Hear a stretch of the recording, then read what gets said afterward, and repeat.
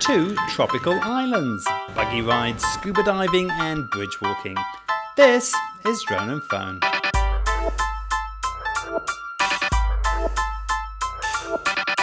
We're just 2 days back after a fantastic trip to Thailand. I'm unpacking this bag and I'm packing this bag. In goes the drone, of course, as always, plus my passport here, and a pair of sunglasses and some surf shorts. I'm going to Hainan.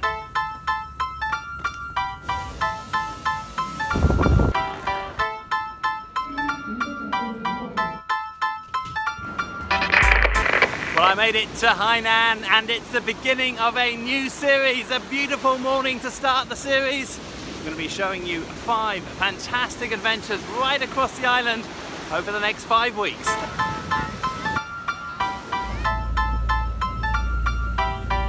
Hainan is China's smallest and most southerly province with 2 international airports and a fast train in between. It's easy to get to and offers long stretches of spectacular coastline as well as mountains, lakes and rivers in the interior.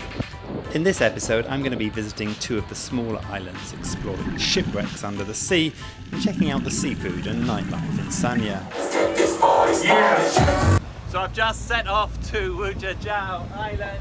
It's this one over here. This is the first stop of the day, hoping to get some snorkeling and some diving. They call this the Maldives of China. Lots of water sports, but I think it's going to be quite busy with people. Getting to Wujajao Island is pretty straightforward. With a regular ferry service from Haijiao Pier, it takes just 20 minutes and costs 152 RMB for the return trip and entrance to the park.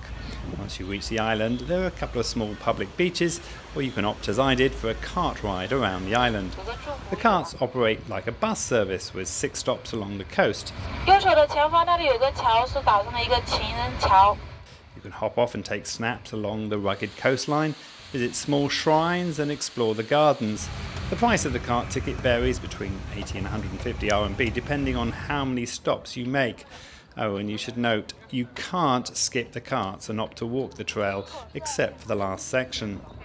The biggest attraction on the island is diving, which is well organised and caters to first-timers as well as experienced divers. It took just a few minutes to collect a wetsuit, change, ready, and jump onto the boat and out to one of the dive ships. Well, I'm suited and booted and ready to dive in here. I have an instructor with me. I have dived, but a long time ago, so someone's going to be very close to me and guiding. I've got my iPhone here in a big old thick case to keep it dry. I'm going to go quite deep, I think. Lots of things to discover, I'm told.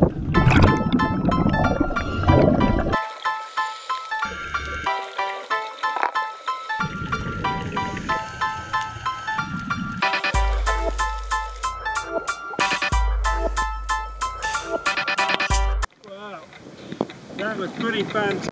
What a dive amongst the shipwreck down there. Lots of fish. It's a little bit choppy today, so not as clear as it could be. Thank you to my guide over here. That's the end of this morning. This afternoon we're going to be going to another island to do a bit of exploring before heading up one of Sanya's tallest buildings for the nightlife.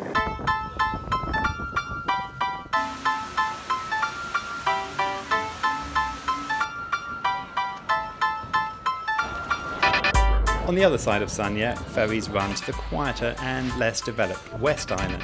A small community of around 7,000 indigenous islanders still live here, giving it a very different feel. Tickets cost 130 RMB for the ferry and entrance, and here the crowds are less imposing, and it's possible to walk to the southern tip where a causeway brings you onto a peninsula with a long rope bridge, great views and a golden bull, of course. Back in Sanya, I went down to one of the seafood wet markets where you can buy your evening meal and then ask one of the surrounding restaurants to cook it for you. There's no shortage of choice both for the seafood and your preferred way of cooking.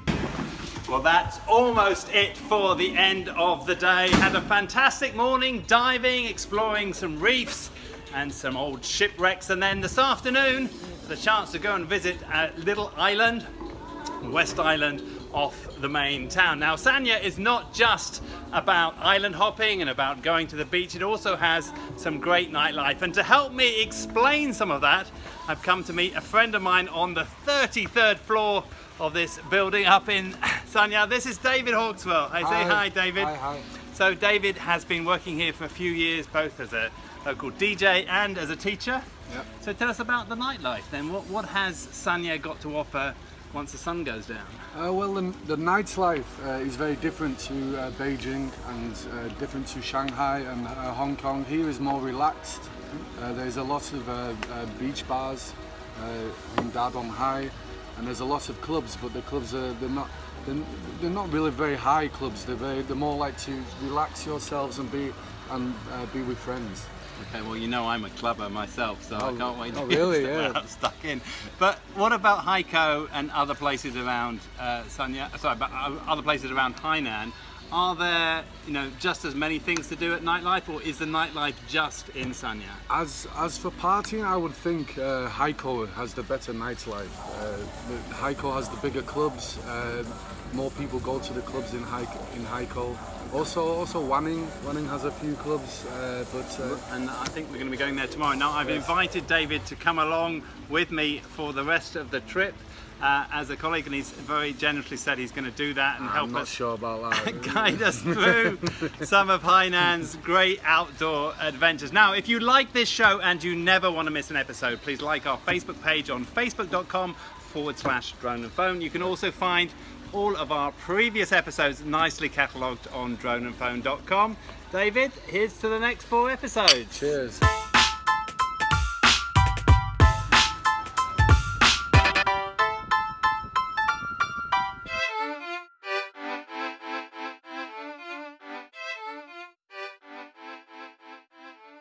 非常高兴，希望能给你带来一些帮助，这是希望。谢谢你 ，That's my guide. Thank you.